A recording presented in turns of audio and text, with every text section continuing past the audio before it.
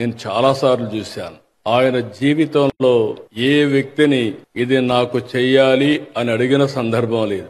ఆయన ఫోన్ చేస్తే ఎవరూ కాదనేవాళ్ళు లేరు. ఆయన జీవితంలో నాకు తెలిసినంత వరకు పోరాట యోధుడిగానే మిగిలిపోయాడు తప్ప ఏదైనా సరే నమ్మిన సిద్ధాంతం కోసం జీవితాంతం పోరాడిన ఏకైక వ్యక్తి, నేను చూసిన వ్యక్తి రామోజీరావు గారని చెప్పి కూడా నేను మీకు తెలియజేస్తున్నా.